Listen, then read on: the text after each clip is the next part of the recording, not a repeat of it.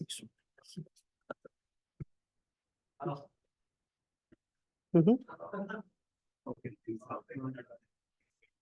Great.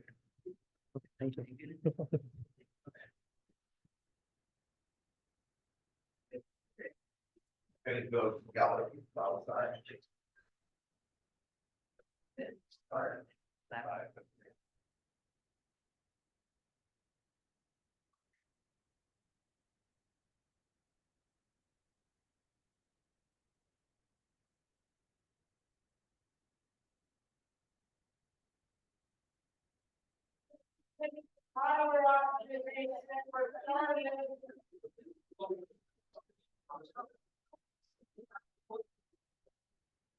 It works.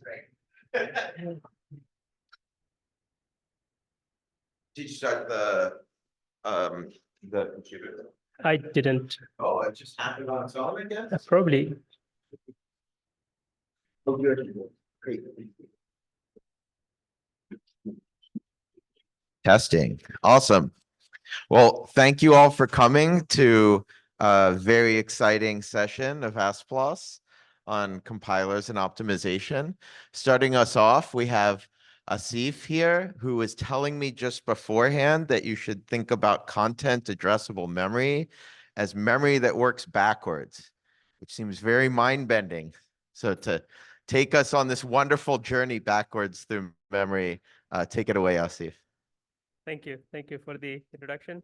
So hi, everyone. I'm Asif from TU Dresden. And today I'm going to talk to you about our compilation framework for content addressable memories. This is a joint work between TU Dresden and the University of Notre Dame. And to start with, so we have seen an exponential rise in the development of domain-specific accelerators in the past years.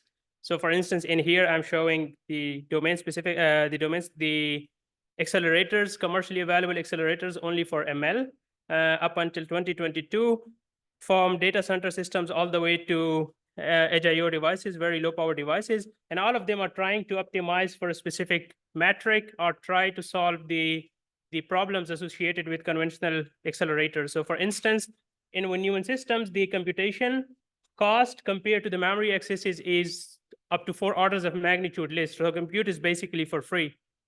And memory accesses are way more expensive. And the reason is that in conventional systems, computing systems, the memory and compute units are decoupled.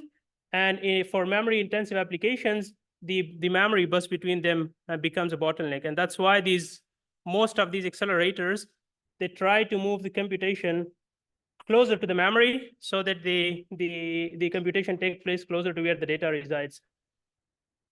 There are different paradigms of this kind of implementation. So some of them are called compute near memory systems. Some of them are called compute in memory systems.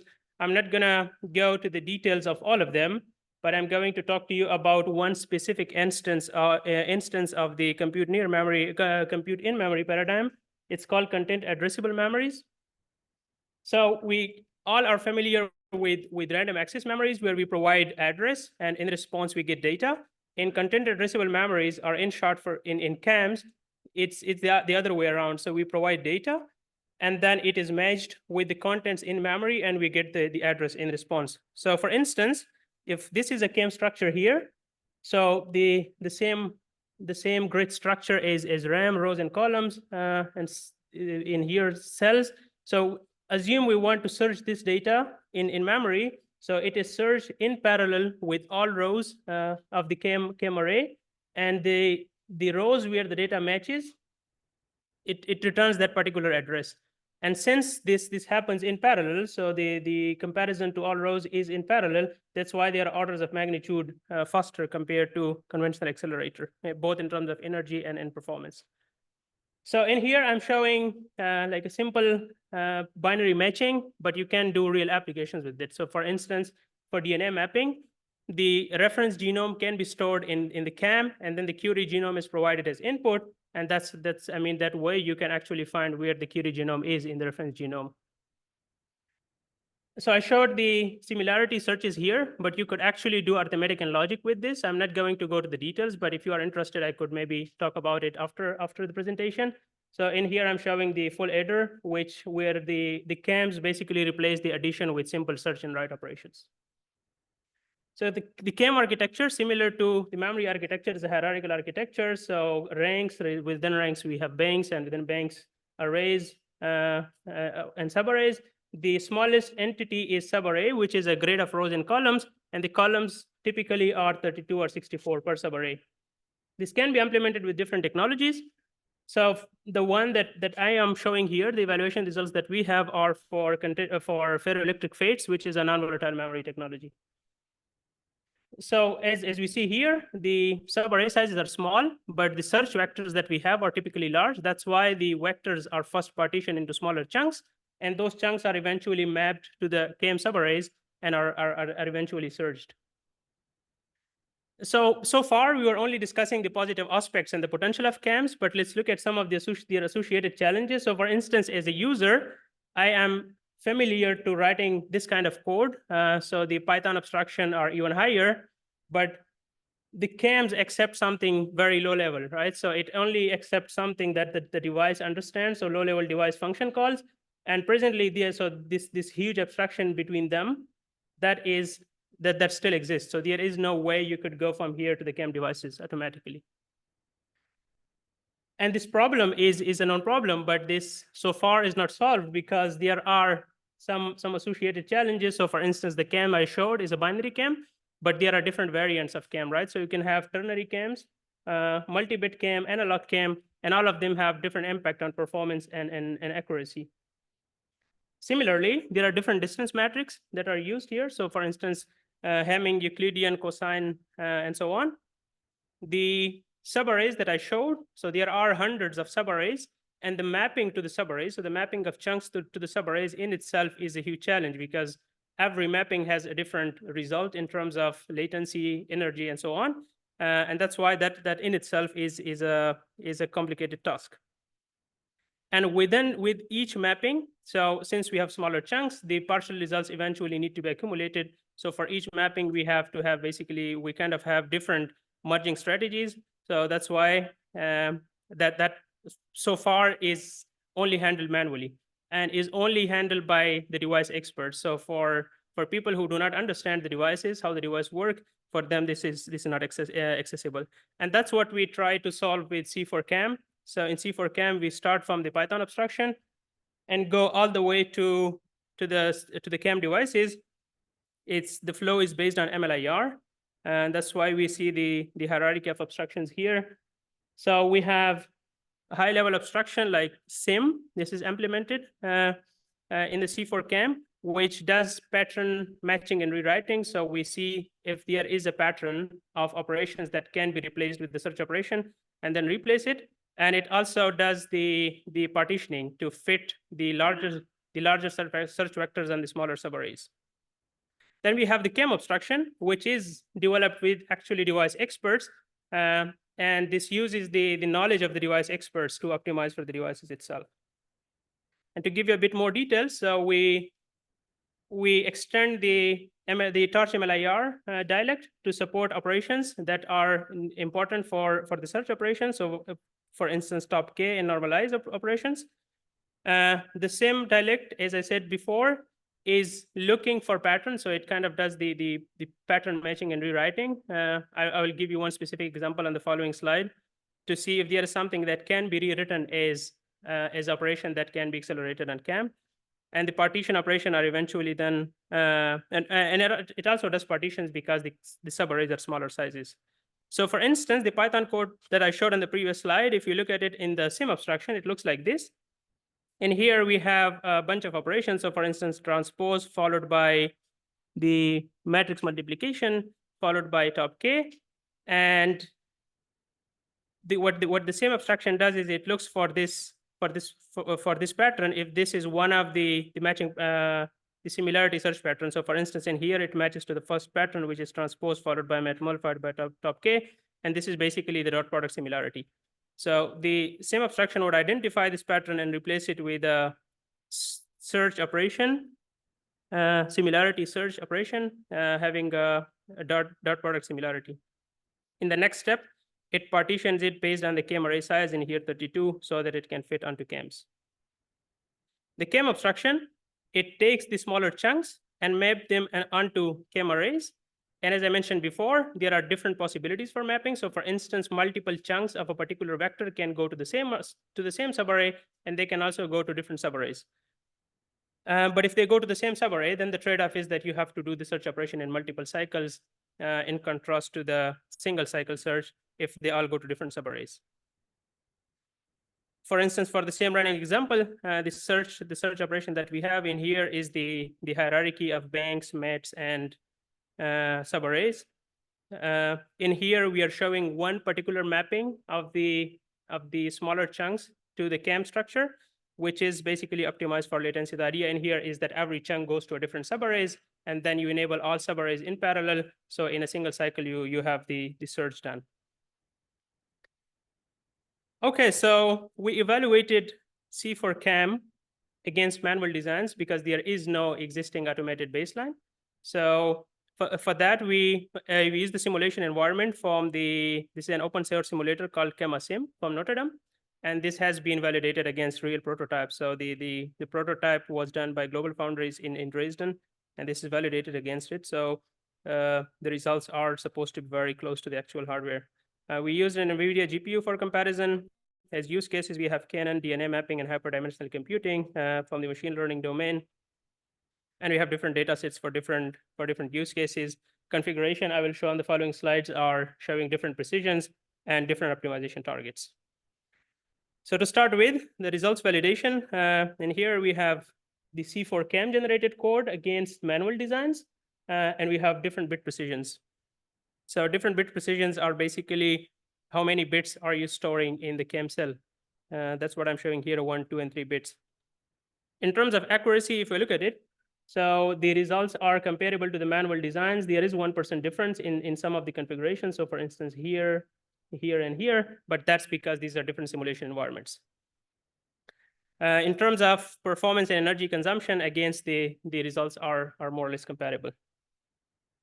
Then comparison to the GPU, again in here, I'm not making the point that KMs are superior to GPUs because this has already been demonstrated, but I'm just showing the code generated by C4CAM compared to the existing GPU implementations, how good they are. Okay, so C4CAM can do the automation, but it also enables design space exploration, and that's what I'm showing here. So the user provides what is my optimization target, right? So your optimization target can be latency, it can be energy consumption, it can be, for instance, effective utilization of the CAM devices, density in here. And each one of them, as I said before, has a different impact on the different metrics. In here, I mean, the figure itself shows that you have so many possibilities. So it's a huge design space. But if you look at one instance, for instance, so let's take the CAM power. CAM power is supposed to be optimized for power. So for instance, in edge devices where you have a fixed power budget, you cannot activate all subarrays. And that's why in terms of power, it is giving you, for instance, let's focus on the 64 size. So it gives you the least power. This is the KM plus density. So it's even better because you have only one subarray. So it gives you the best power, but it also gives you the worst latency, right? Because then you have to do things sequentially. And the same is also true for the energy consumption. So to summarize, C4CAM automates so basically makes the CAM devices accessible to non-experts. So it automates the mapping of high-level representation of applications onto low-level CAM devices. Their programmability was a challenge before C4CAM, but with C4CAM, we tried to bridge this gap. That's why the broken arrow that I showed in the beginning is not broken anymore. And in the future work, we're planning to extend C4CAM to support heterogeneous CAM structures, and also are planning to integrate this into a generalized framework, also based on MLIR, called Cinnamon, which is for compute in memory and compute near memory systems. With that, I'd like to thank you, and I'm happy to take questions if you have any.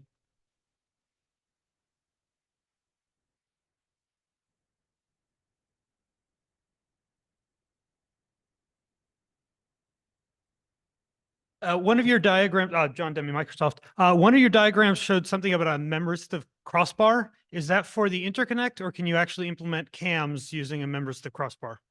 So you could implement CAMs with memristive crossbars. So in here we are using FIFETs. In this slide, in these slides, I don't know where you saw the memristors, but in the framework that I mentioned here, CINM, this one also has a specific flow like C4CAM for memristors. So you could basically use memristive crossbars for dot product or matrix vector multiplication. And that also goes from a higher abstraction like PyTorch or tensor comprehension all the way to the crossbar accelerators. Excellent. Thank you. Do you have any other questions?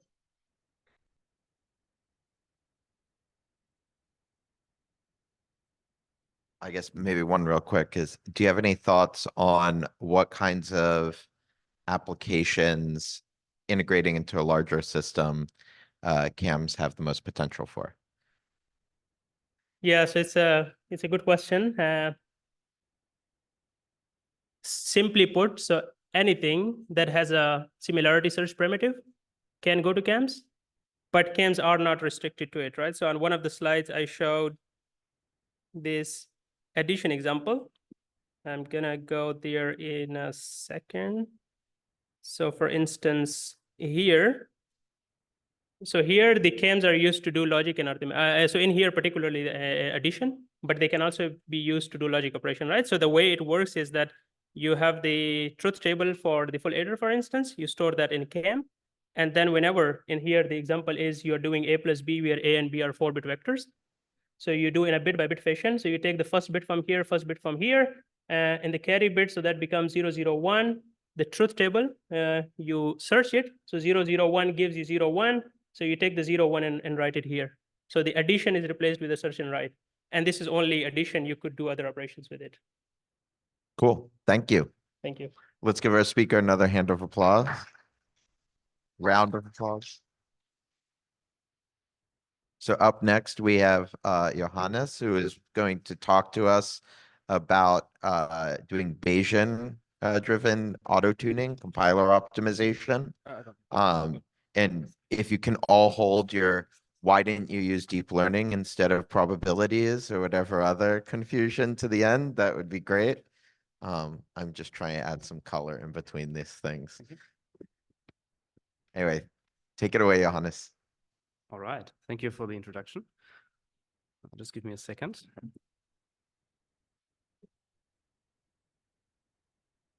All right. Yeah.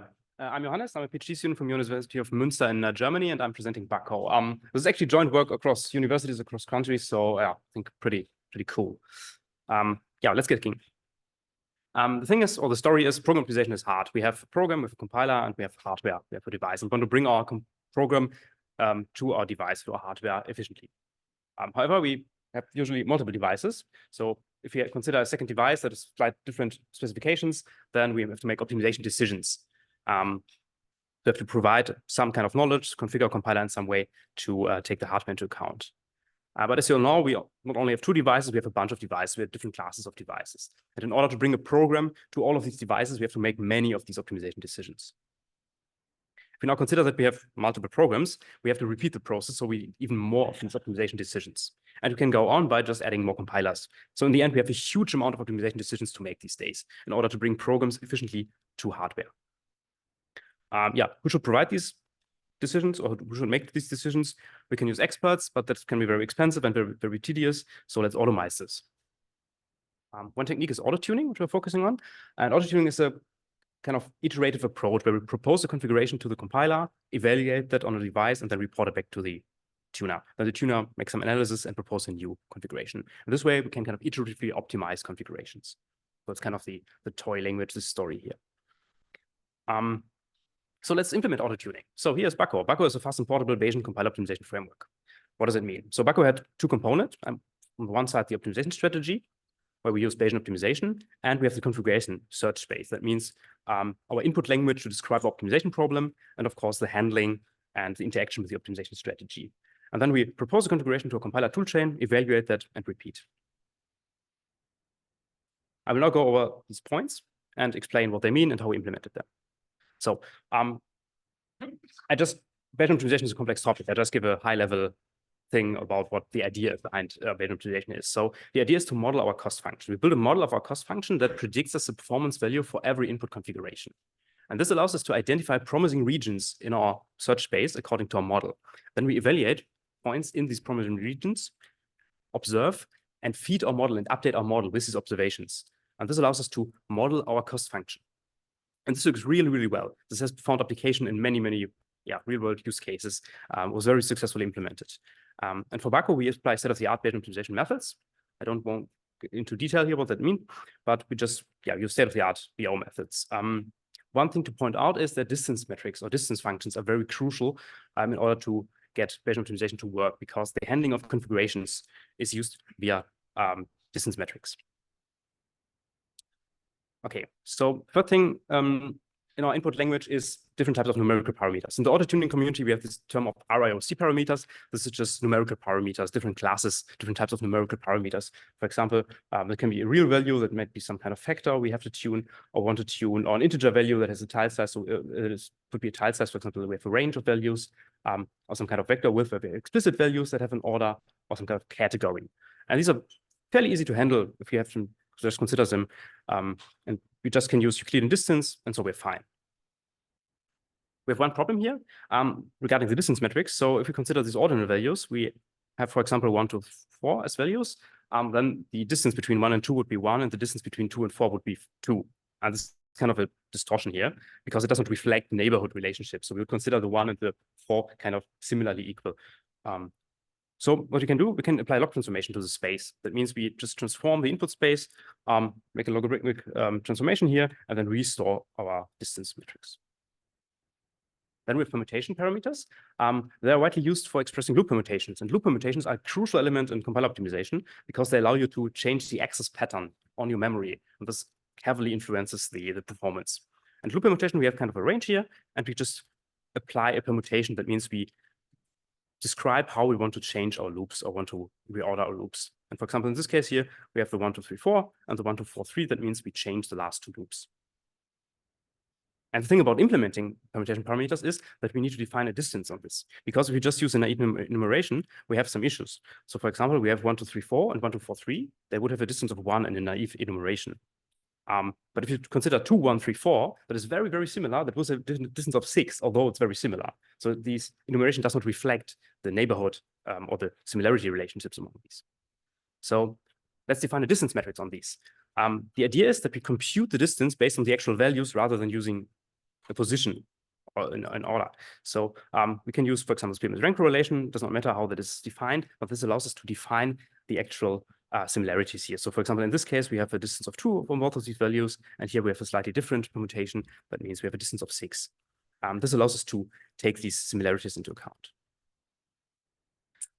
Next thing is constraints. So the thing about these parameters is that not every combination is valid. We have very complex devices, we have very complex programs, and we need to constrain our space. And we will have failing configurations. So we want to kind of describe how we can have valid configurations. So let's consider an example. We have parameter t, which could be a tile size that has a range from 1 to 4, and we have parameter v that has a range from 1 to 4 as well. Could be a vector width, for example. And in the Cartesian space, that looks like this. Very easy to handle, very easy to understand. That is fine. So let's add a constraint. Constraint could be something like, oh, we express it with a formula t modulo 2 equals 0. That could mean we just allow powers of 2. That is a use case that occurs in real world very often. And this results in kind of a sparse space here. So we have space, we have some invalid values here, and this is more difficult to handle. But we can actually solve that very easily with these types of constraints because they're independent. So we just apply the constraint to the input domain and filter out these values. And then every combination is valid again. So the advantage here is that we just have to filter out on each range and then just can combine. That's pretty easy to handle. Let's consider a more complex constraint. Something like t modulo v equals 0. That could mean that the vector size or vector width has to divide the tile sizes in order to make the blocking sizes fit or whatever. And this one is quite different because we have an interdependency here, because the valid values of v now change based on the chosen value of t. So we cannot just apply this constraint to the input domain dimension to just one parameter. We have to consider the whole or at least the partial configuration. And this also results in a sparse space that's kind of difficult to handle. So what we do is we change the structure from Cartesian space and move on to a tree structure. And the tree now reflects the hierarchy in which we have to sample the values. So each layer of the tree now represents a parameter. For example, in this case, t has the value of 2. And that means the children of t are the valid values of v. So if t has a value of 2, then the valid values of v are 1 and 2. And in this tree structure, now every leaf represents one valid configuration, every branch. And the main advantage of this structure is that we just store the configurations that are valid according to our constraints. So we don't have to create the whole space and then filter off millions of configurations. And we can have groups of these interdependencies. That means we can result in multiple trees, but it's a detail that does not matter here. Then next step is we have hidden constraints. What are hidden constraints? Hidden constraints means not all configurations can be covered by known constraints. We will have unknown hardware specifications. We might have some behavior on a compiler we don't know. We might have a new device, so we will have configurations that will fail. But it's just a use case and tuning that will occur. What do? We have a feasibility predictor that is a random forest model that gives us a feasibility value for each configuration. That means we can predict the probability whether a configuration is likely to fail or to succeed. And this allows us to identify more promising or less promising configurations.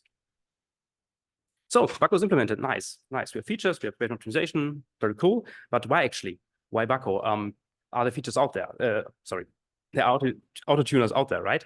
Yeah, they are, but they do not provide all the features. So if you have a look at state-of-the-art tuners, you see that they lack in providing all these features. So we just have partial coverage of our features. And these features are crucial for compiler development because they allow us to take the specifics of these features, like a permutation variable, like a distance metrics, in our optimization strategy into account. And this is the core contribution of BaCO, that we implement these features natively, support them, and take them account into our optimization strategy. That gives us a more rich input language and a better optimization strategy.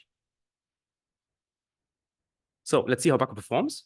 We evaluate BaCO on 3 distinct compiler frameworks that target different domains. For example, we have TACO that targets CPUs, mainly for sparse tensor algebra programs. We have Rice Elevate that targets GPU and CPU for linear algebra image processing. And we have an FPGA framework that generates general purpose FPGA programs like a graph search or maybe an audio simulation. We compare against YTOpt because YTOpt is a Bayesian optimization-based autotuner that also supports known constraints, although it has a slightly different understanding and handling. And we compare against ATF OpenTuner. ATF is a wrapper for OpenTuner supporting known constraints and has actually introduced the tree structure that we are using. So we're kind of reusing some of their work there. If you have a look at here, 3 example benchmarks, we see that we achieve high performance within a limited autotuning budget. What do we mean by that? Yeah, if you consider the blue line, that was BaCO, we see that it's way more steep and reaches better performance earlier. And compared to state-of-the-art approaches, we achieve the same performance 3 to 5 times faster.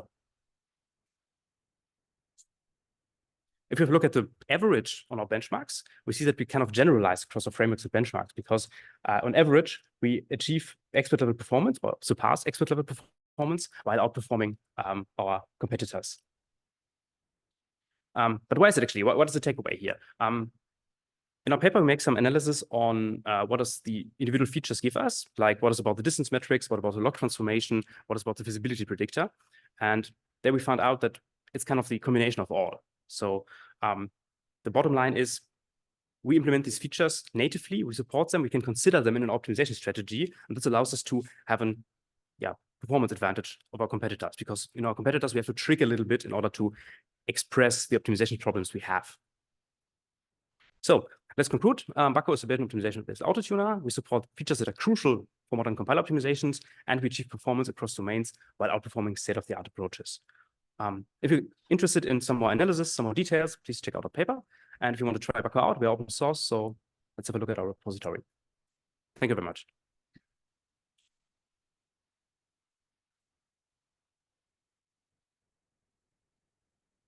Questions? Please, I know, sorry. Thank you so much for the great talk. This is Bodhi from Georgia Tech. So I had 2 questions. So in that example that you showed about loop permutations, how is your framework ensuring that the dependencies are not violated? So you mean that like not every combination of loops is valid?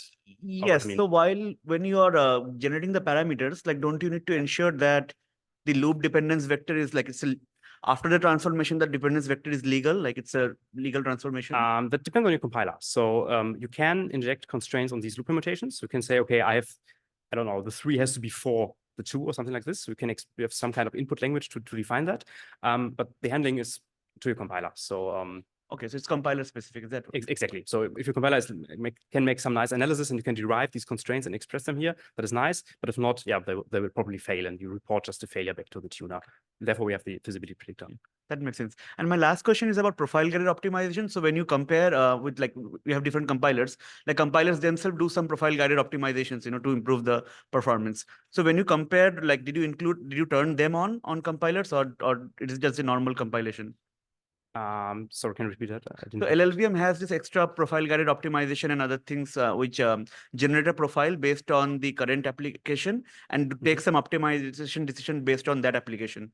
So when you compare your baseline, like did you turn the profile guided optimizations on for those compilers or did you simply like compile them and then run? That depends on the benchmark, I guess. So I'm actually not sure how we Okay, we can take it offline. Yeah, that's yeah, sure. Thank you so much. Thanks. Thank you, Johannes. I have a question, but I can't hold up at the show here. So let's give Johannes another round of applause. Thank you.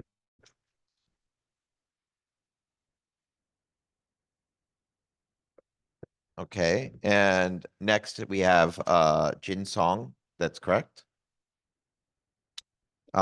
Who is going to be telling us about networking. So contrary to common belief, you do not need to be out in the hall at the conference to do networking. You can just stay in the room and get the same benefit. Everything look all right? Awesome. So please take it away, Jin Song.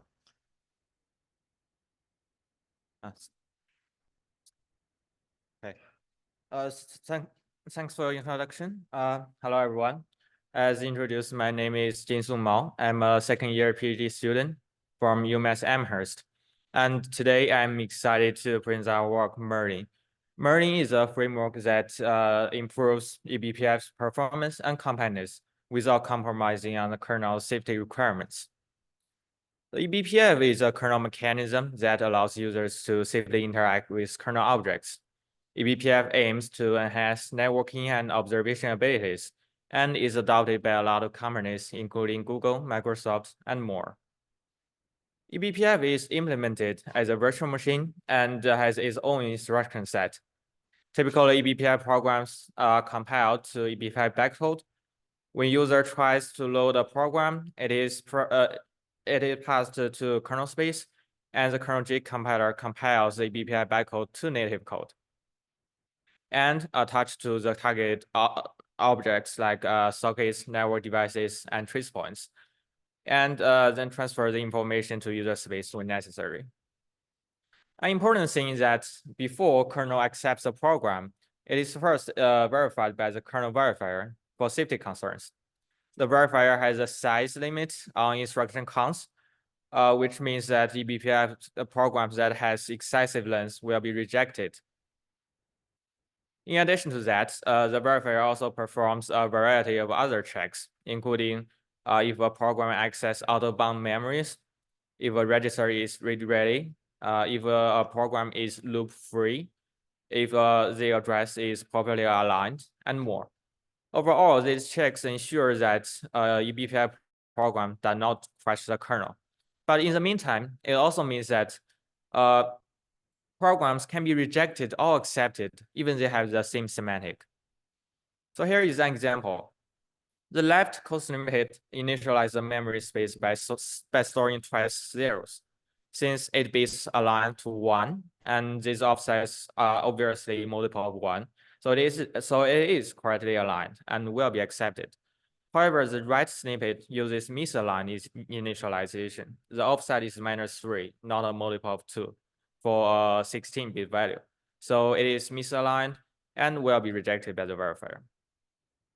Although we see these two code snippets are semantically equivalent, they are very different to the kernel verifier, which means eBPF optimization is hard with the verifier.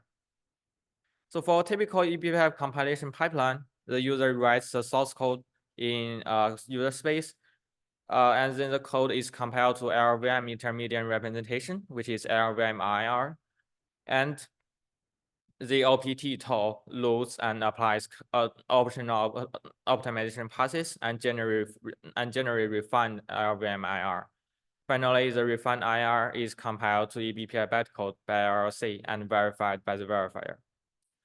LLVM offers a variety of optimizations during compilation. For example, one can pass O2 flag to clone to generate more compact code, pass passes flag with optional passes to enable customized optimization, add MCPU flag to LLC to adapt to different eBPF ISAs. State-of-the-art method to optimize eBPF code is K2. K2 uses a stochastic program synthesis based method to search for a better eBPF program. However, K2 requires significant manual efforts to formalize eBPF ISAs, helper functions, and maps. So that means when a new feature comes, like kernel functions, one has to formalize it to make K2 work. In the meantime, it takes 2 days to optimize a medium-sized program with 1,700 instructions, which is not very practical. In response, we introduced merging. Merging aims to optimize performance and completeness of eBPF programs. We optimize runtime performance since eBPF programs are attached to critical kernel objects. Suboptimal eBPF programs can slow down the whole system. We improve the code completeness to ensure that under the same limitation, we can accommodate more functionalities. And we also improve compilation performance to ensure that our optimizations can be integrated into existing pipelines seamlessly. We analyze the eBPF design and the verification to ensure that all optimizations pass the verification. We use 2 main strategies: instruction merging and strings reduction. The first strategy is instruction merging. Instruction merging merges multiple instructions into fewer ones. Here is an example, where these circle numbers corresponds to the line numbers in the code. If one defines multiple 16-bit integers and initialize them, it takes about 6 instructions. However, it is possible to merge these instructions into 2, utilizing 64-bit operations, since what it does is basically initializing the 64-bit memory into 1 as a whole. The second strategy is strings reduction. Strings reduction replaces instruction with less costing ones.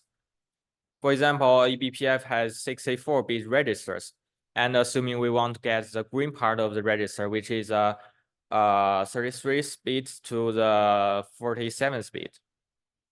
LLVM sometimes introduce a mask to filter unrelated bits and shift the register right to get the results. However, we find that instead of using an extra register as a mask, we can shift left to clear the upper bits and shift right to clear the lower bits. In this way, we can save some register costs. In addition to these strategies, merging is also designed to be able to optimize at multi-tier, which means merging can optimize at both IR and BaCO level. Optimizing at IR level makes us able to utilize existing LLVM infrastructure to better manage the register reallocation and offset calculation. Optimizing at BaCO level makes us able to apply optimizations that are not available by simply editing IRs. Merging can be integrated into LLVM tool chain easily. It takes original IR as input and then produces refined IR. Such process is handled by utilizing OPT tool. The refined IR is compiled into bytecode, and merging performs optimizations at BaCO level to produce optimized bytecode. Such a process can be integrated into LLC. With carefully following the design of the verifier, merging does not break the verification, which means if the original program is accepted by the verifier, the optimized one will also be accepted, vice versa. Here is a glance at all optimizations that we offer. we have two optimizations at AR level implemented as ARVM passes, and 4 optimizations at BaCO level implemented as the Python scripts. Details of these optimizations can be found in our paper. So here comes the question: can merging actually pass the verification in practice? The answer is yes. The answer is yes. We tested merging under kernel version 4.15 to 6.5, and merging optimized programs are able to pass the verification. And even more, eBPF is designed to be backward compatible. So merging should able to pass any reasonable verifier in the future. Then comes with other questions. Does this optimizations really bring like better performance, smaller size, and lower compilation cost? To confirm that, we evaluate merging with network applications and security applications. For network applications, we compare merging with our baseline K2, which is a state-of-the-art program synthesis-based optimization method on 19 programs. For security applications, we evaluate merging with 3 open source tracing applications, including a total of 483 programs on Aaron Bench and Postmark. Program sources including Castrillon, Cilium, Cystic, Tetragon, and Trace, every of which has more than 1,000 stars on GitHub. For the next few slides, we will use red bars to represent merging and blue bars to represent the baseline. For performance of network applications, we evaluate merging with throughput and latency on Cloud Lab. Merging provides up to 60% latency reduction and 3.5% throughput improvements, with 2 or 4 programs better than K2 and 1 on par. For performance of tracing applications, we run these applications in background in both original version and merging optimized version, and we observe the runtime overhead of these applications under different workloads. Results show that merging contributes to up to 23% overhead reduction on Airbench and up to 60% overhead reduction on Postmark. More detailed results are available in our paper, including detailed numbers of these results and results of hardware counters. For companies of network applications, merging achieves on average 13% size reduction.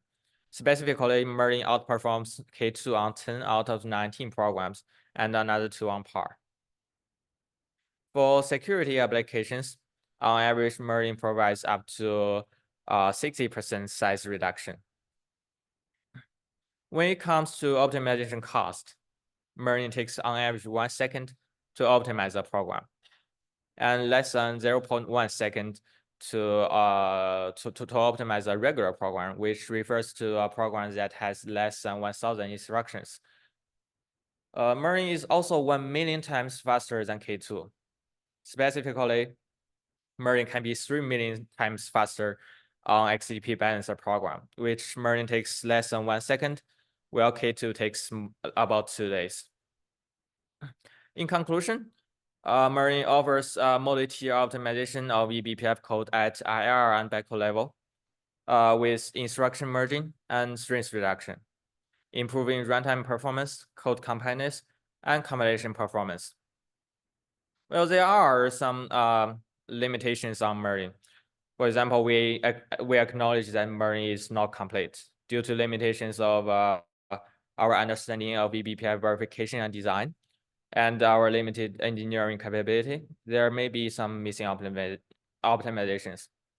And additionally, in some cases, merging cannot outperform K2. That's because K2 offers per program optimization, while merging provides general optimizations. And that's all. Thanks for your attention. If you're interested in our work or want to know more about us, you can scan the QR code. Thanks.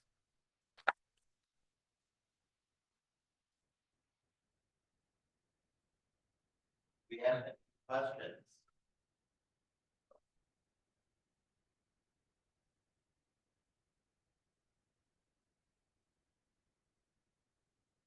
So, maybe one thing on the verification is, Yeah, sure. you started with this example of, you can have equivalent programs which may or may not verify. This seems like a somewhat normal situation. Do you think that the verification should be improved to permit more of these programs ultimately, or? Yes, of course. So you are saying that verification should not be improved, right? So that is actually a very good question. So eBPF is evolving very quickly. So from 4.15 to current latest version is 60.9. So every generation of kernel, the eBPF verification is improving. And for example, at the first version of eBPF, that it does not support verifying like bounded loops. But in recent versions, eBPF verification can verify bounded loops. So which there is a great improvements on both like functionality and efficiency of the verification, which we can foresee that might be some future improvements on the verification. Cool. Well, let's give another round of applause here, Jinsong.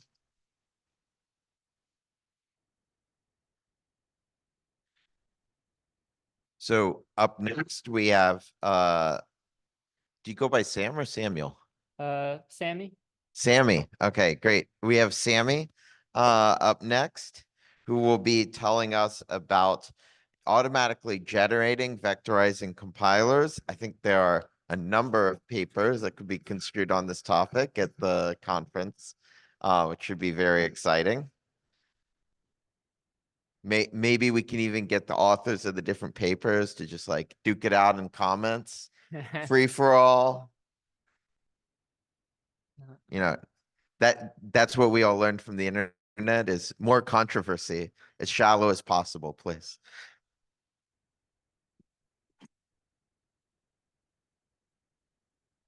You just give me a minute. Cool. Okay, thank you for the introduction. I'm Sammy Thomas from UT Austin, and I'm excited to present our work on automatically generating vectorizing compilers for customizable digital signal processors. So digital signal processors are these simple vector processors that are useful in embedded contexts where you want high performance with very minimal power. And they achieve this by sacrificing hardware found in traditional processors that's used for dynamically finding parallelism in code. And so this makes the vectorizing compiler particularly important because code needs to be statically vectorized ahead of time to make effective use of a DSP.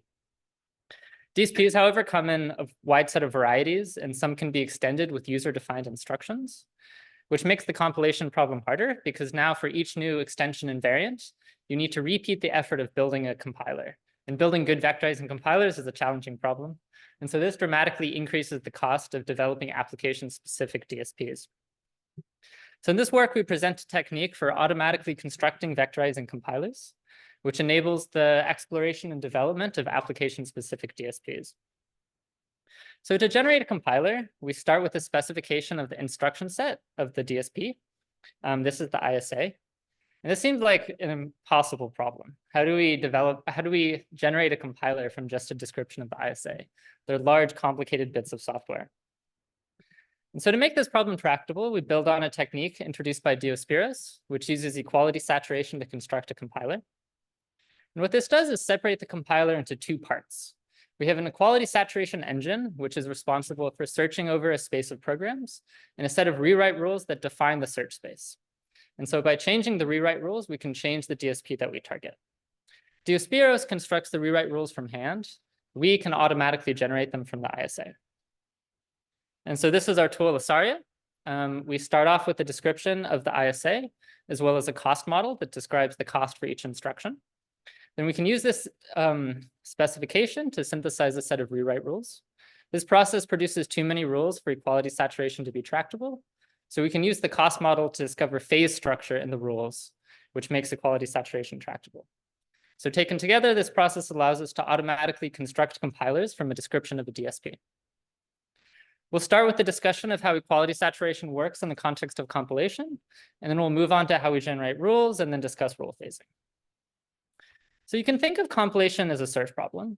you start with the scalar representation of a program, and then there's this theoretic space of equivalent programs that all compute the same thing. The task of a compiler is to find a good vectorized representation. A traditional compiler goes about this by having a sequence of passes that do analysis and then gradually transform a program into something that might be vectorized. This has been shown to work well, but is heuristically driven and the transformations are destructive, which means that the form of the input matters a lot. If you write your program in the wrong way, the analysis can fail and you just don't get any results. And even if it does work, you sort of can fall into local minimum because the transformations are destructive. And there's no backtracking of search. So if you make a wrong decision, you can't go back and go into a different direction to find a better program.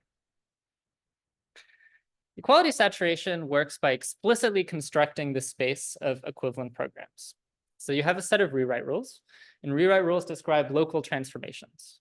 So here we have a rewrite rule that does two scalar additions and loads them into a vector. And the rewrite rule transforms this into a single vector addition of two vector registers. You also have rules that describe scalar transformations and rules that describe vector transformations. Equality saturation is the process of taking the set of rewrite rules and applying them in all possible orders until you've discovered every equivalent program. And this sounds horrendously inefficient, but it turns out you can make use of a data structure called an E-graph that makes this process more efficient. E-graphs are by no means new. They've been around for a long time. A library called EGG out of University of Washington has recently popularized this technique, and a bunch of tools have used this. So now that we have this space of equivalent programs, we have this problem of extracting a good vectorized representation. And to do this, we have a cost model that assigns scalar programs high cost and vector programs low cost. And we can use this to extract a good low cost vectorized representation. So that's how the core of this technique works. We have this equality saturation compiler. Now we'll turn into how we generate the rules that define the search space. To do this, we use this tool called Ruler, which is an off-the-shelf synthesis tool. It takes an interpreter, which defines the semantics of the ISA, and then enumerates pairs of terms using the interpreter to check equivalence. And if two terms are equivalent, this becomes a new rewrite rule. Ruler uses additional cleverness to make this process more efficient. However, because our language is so large, we end up with far too many rewrite rules. We end up with about 150 rewrite rules, where normally 20 is standard for equality saturation. And so why is this a problem? I pitched equality saturation in E-graphs as this magic solution that enumerates the search space and allows us to find good vector representation. But we live in the real world, and the vector space is much too large. And so because we have so many rules, we can't make progress towards vectorization. And at the core of this is because equality saturation doesn't have a goal. It doesn't know where we're trying to go. So it ends up searching redundant paths. It makes some progress towards vectorization, and then other rules undo this progress and go back to scalar representations. And so we end up with a lot of equivalent scalar representations, but we're not able to find good vector representations. However, because we know where we're trying to go, and we have this thing where we have distinct regimes in our search space, we can use this to guide our process towards vectorization. So this brings us to rule phasing, where we can use the cost model to take our rewrite rules and separate them into distinct phases where we apply equality saturation rules just in that phase. And we can use this to guide our search in the direction we want to go. So we start off with expansion, where we take rules that just transform between scalar representations. And we hope that some of these will be amenable to compilation rules. And compilation rules are rules that go from scalar transformations into vector transformations. The key thing here is because we've separated the rules that do expansion from the rules that do compilation, we don't have any cycling back. So once we make progress towards vectorization, we don't have this problem where we go back and explore vector representations. These are local transformations, and so this doesn't happen in a single step.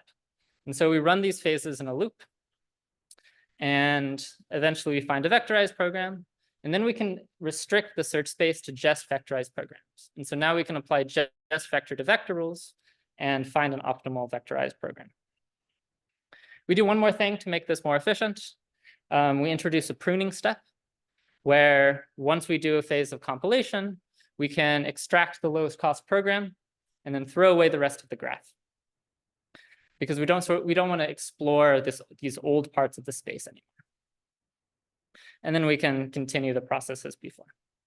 And so this has we're sacrificing some completeness of the search, but in exchange for keeping the graph much smaller, and we're able to make more progress in the search towards vectorization. So how do we choose these phases? Rules are just transformations from programs to programs. And so we can use the cost model that we have of the instruction set to measure how a rule is going to affect the cost of a graph. In particular, expansion rules are rules that have scalar cost and don't dramatically change the cost of the graph. So these represent scalar to scalar transformations. And we have compilation rules that do have a high impact on the graph, on the cost of the graph. These are rules that go from scalar representations into vector representations. And finally, we have these optimization rules that have vector cost, but also don't dramatically affect the cost of the program. And so these represent vector to vector transformations. So that's how Asaria works. We start off with the specification of the ISA as well as the cost model. We run rule synthesis to get a set of rewrite rules. We can use the cost model to select phases. And then this allows us to generate an equality saturation-based compiler. So how does this compare against handwritten compilers? Here, we're measuring against a Clang auto-vectorization baseline. And we're measuring against expert kernels, which are handwritten kernels provided by our DSP library. And then also Diospirus, which uses a similar equality saturation technique, but has a set of handwritten rewrite rules. And we test this on a set of linear algebra kernels across a range of input sizes. We can see that search-based compilers do better. So Diospirus and Asaria can do better than handwritten kernels and the Clang auto-vectorization, which makes sense. We're enumerating the search space, and so we can find better programs in that search space. But surprisingly, Asaria can also do better than Diospirus, even though it's completely automatically generated. And this is because of our use of guided equality saturation. We can make further progress into the search space and find better programs. We also have a little case study showing how we can use this to explore ISA extensions. So we took our specification and added some rules to it. And this involved just some minor changes to the interpreter and the cost function. And then we can run Asaria for about half a day to get a new compiler, and then evaluate the impact of these new instructions. And these particular instructions are not so important here. The point here is that this is a completely automated push button process that allows you to easily add new ISA extensions and see how they affect the performance of your application. So in conclusion, we can automatically generate compilers that produce code better than hand-constructed compilers. And this enables easy exploration of application-specific DSP customizations. So thanks for your attention, and happy to take any questions.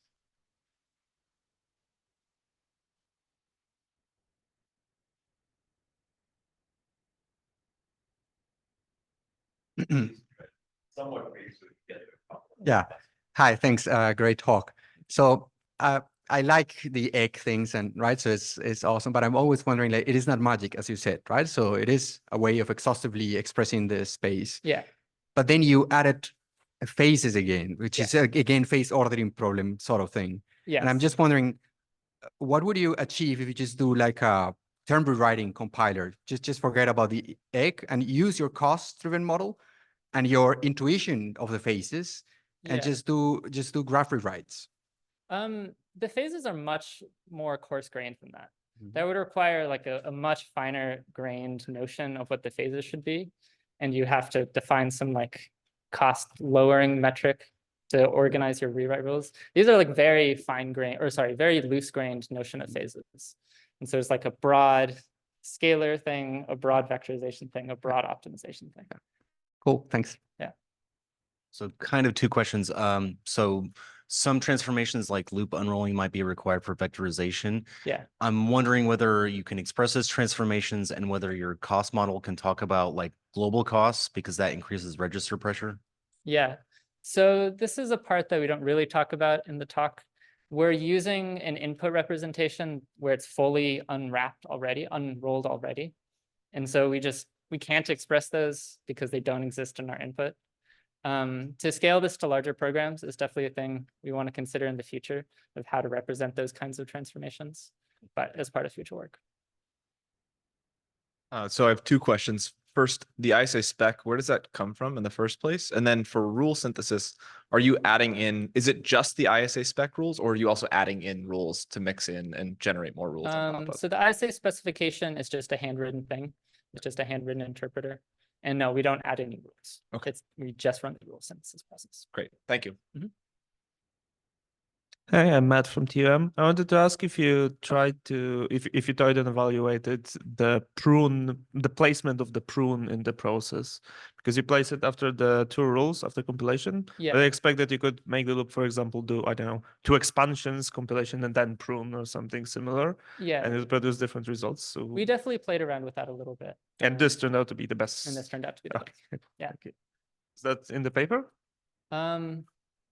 We have an evaluation of the pruning. I'm not sure we talk about changing different phases or like playing around with that in more depth in the paper, but we can talk about that offline if you want. Okay.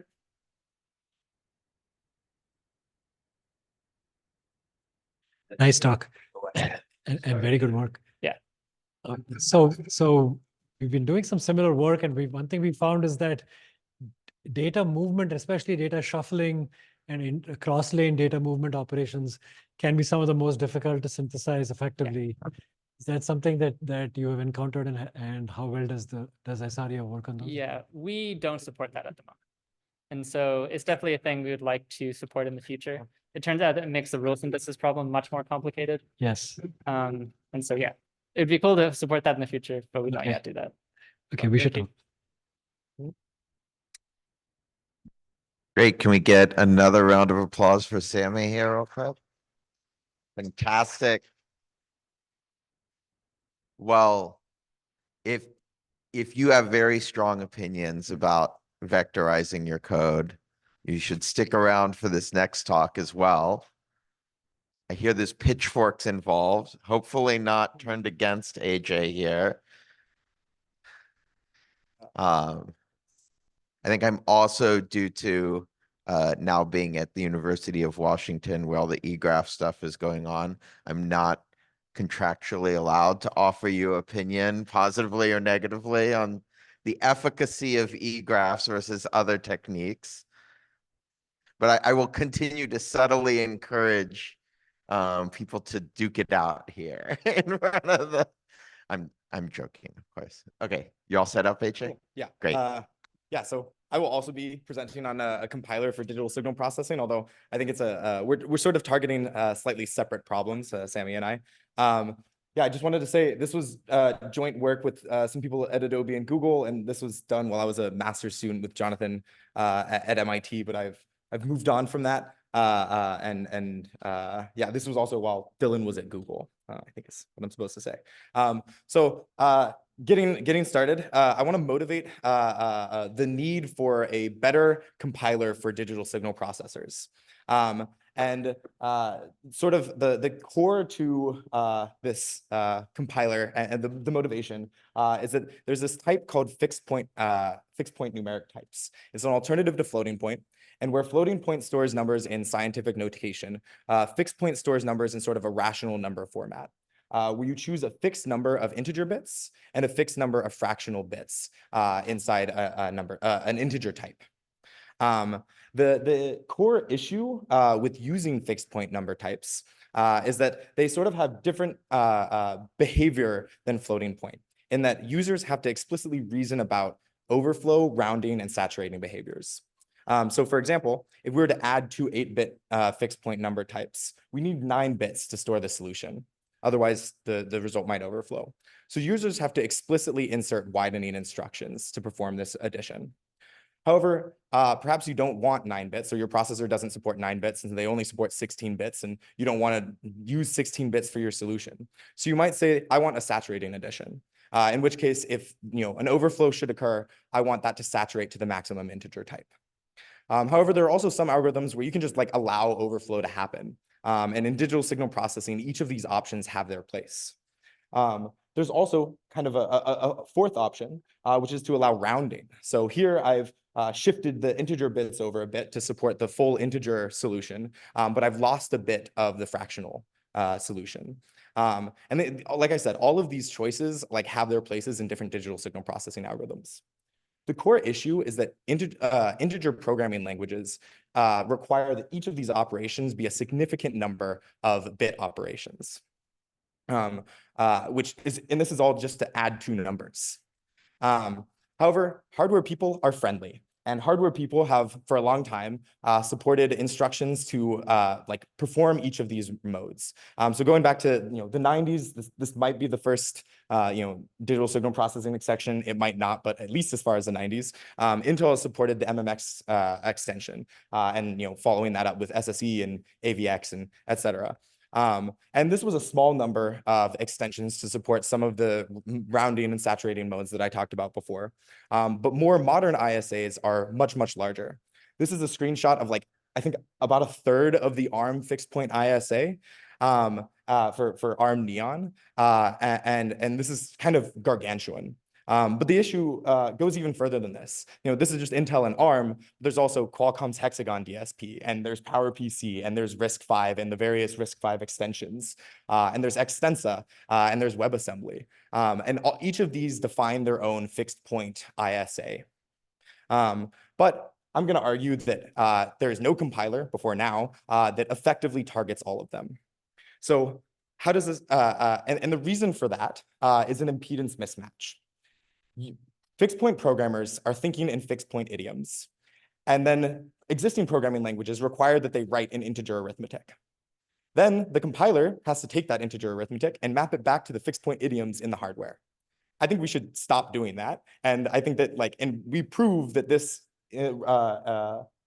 means that compilers get poor performance on fixed point arithmetic. So looking at the state of the art, if you look at LLVM, it has poor expressivity because users have to write integer code. They don't have fixed point intrinsics. And I'll show some examples later on of what fixed point intrinsics look like. And we're going to show that LLVM gets really, really poor runtime performance. The generated code is very slow. But it has fairly decent compile times, and it's portable across a large number of ISAs. Synthesis-based techniques also sort of have poor expressivity. They still require that users write integer code. But they spend a significant amount more time compiling, and they get better runtime performance as a result. They basically spend a lot more time in that integer back to fixed point transformation. And then I'm going to argue that they have poor portability with an asterisk, because there's another talk on, I think, called Hydride later today that targets a large number of ISAs. So I don't want to upset anybody and say that all synthesis-based techniques are not portable, but most synthesis-based techniques target only one or two ISAs. So as a result of the poor runtimes of LLVM generated code and the slow compile time of synthesis, most digital signal processing engineers handwrite assembly. And this is great, actually. Assembly has fixed point idioms. So it's very expressive for the sort of idioms that they're thinking in. It has great runtime performance if you're a decent engineer. And it has great compile time. You're just translating assembly. That's great. But this isn't portable across ISAs whatsoever. So I'm going to introduce a solution that basically gives you the expressivity of assembly, the runtime performance of synthesis, and the compile time performance of LLVM. And in fact, actually slightly faster than LLVM. And we call this language FPIR. You can think about it as a portable fixed point assembly language. So getting right into it. What does FPIR look like? Suppose a user wants to average two values. In floating point, this looks like a plus b divided by 2, right? But in fixed point, what does this look like? Well, let's say my fixed point values are stored in uint 8. A plus b, that might overflow, so I need to widen it. And then I divide by 2, and I know that after dividing by 2, I have 8 bits again, so I narrow back down to 8 bits. That gives me an average. In fixed point, you write halving add, right? We're not changing the types. We just want the average of A and B. And this maps very nicely to ARM's averaging instruction, and very nicely to Hexagon's averaging instruction. And with LLVM, you kind of have to hope that no simplification passes have changed anything about that pattern, and that the ARM and Hexagon engineers have written code that maps that pattern to these halving add instructions. Now, what about x86? x86 does not have a halving add instruction. So the fastest way that we know how to implement halving add on x86 is via a series of nifty bit tricks, right? This is incredibly unintuitive, but it's a well-known trick in the digital signal processing community, because x86 has for a very long time not supported an averaging instruction, even though this is very core to many fixed point processing codes. I'm going to argue that it is much easier to reason about mapping halving add to this expression than it is to map the widening and narrowing version to this expression. And part of the way I'm arguing this is that LLVM does not perform this optimization. No other compilers perform this optimization that we've managed to find. So this is all great.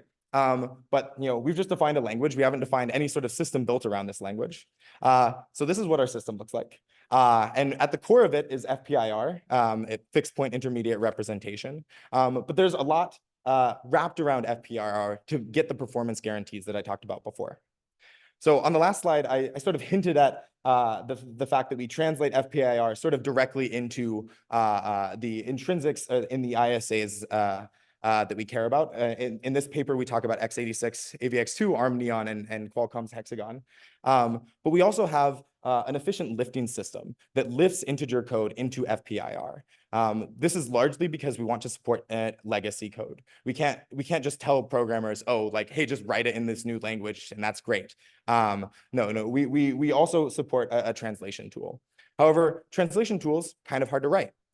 So we run offline synthesis on real world expressions to learn better translation rules. This is very similar to Sammy's talk.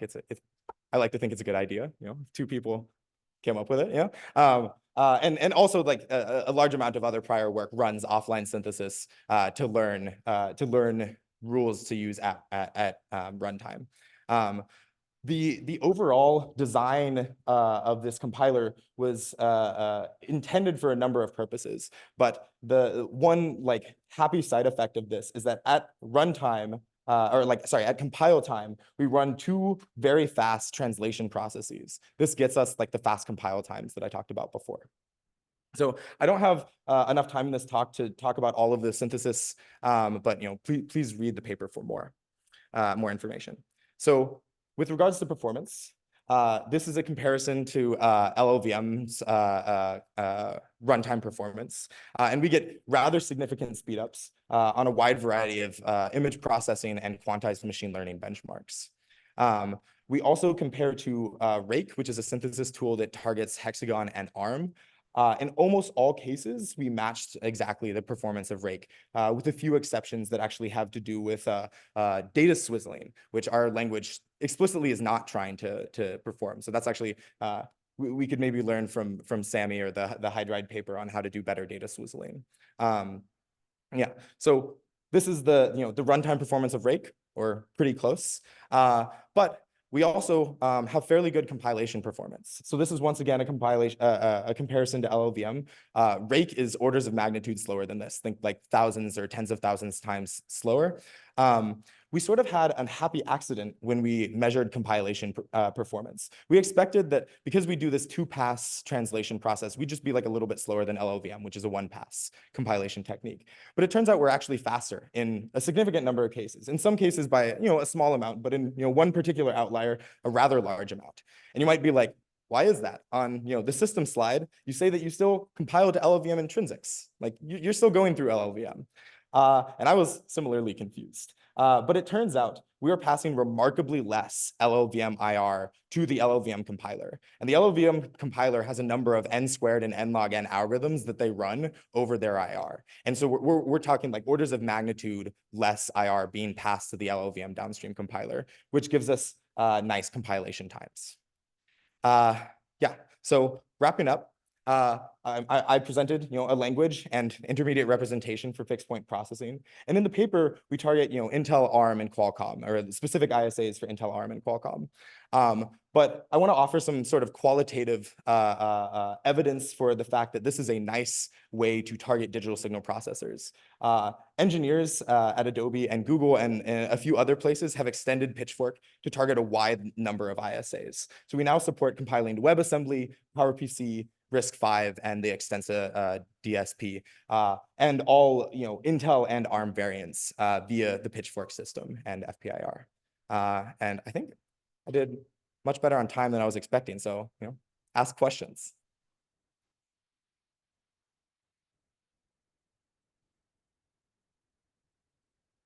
Hi, Alex. Great talk. My name is Rafe. I'm from UIUC, so I'm one of the authors on Hydride.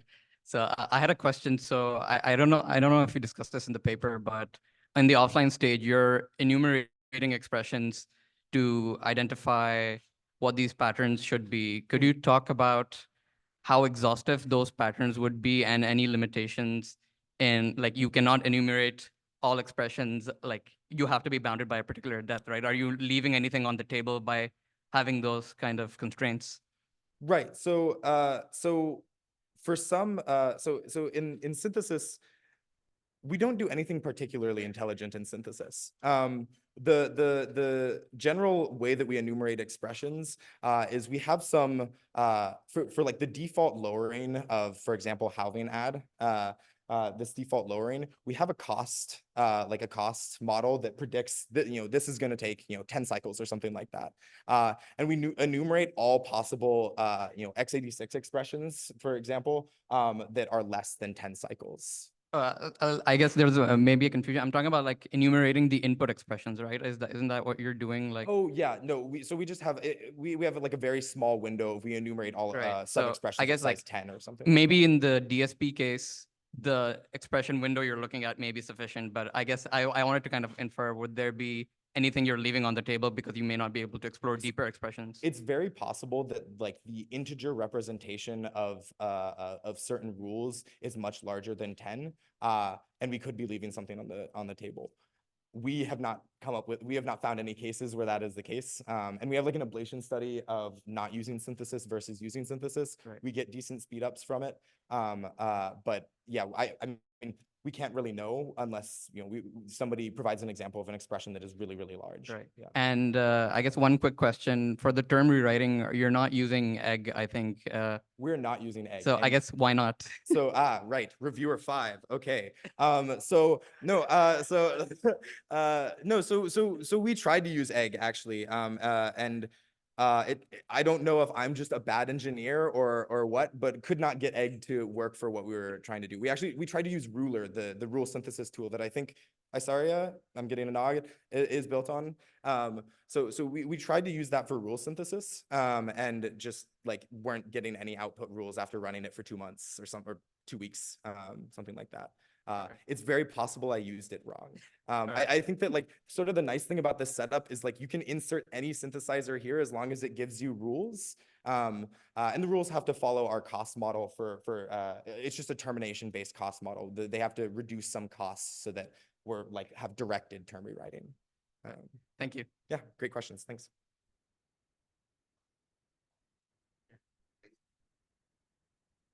Yeah, so great talk. I wanted to ask about the type system, right? Does it understand like whatever custom floating point format and do transformations of formats? Or right? So we don't really have a type system for fixed point, although that is something that I'm very interested in pursuing further. We don't support a type system. We more support like the operations that are going to be performed on fixed point numbers. So we should talk offline. We have a MLIR based type system for fixed points. I would love to hear more. Yeah. Cool. Well, let's give another round of applause for AJ here. And since we're all fully have vectors on the brain, I would like to remind you that there are in fact a 4-lane mechanism for lunch. You may not realize the other 2 lanes are there, but by staying later, you might be getting food faster than the people who just ran out.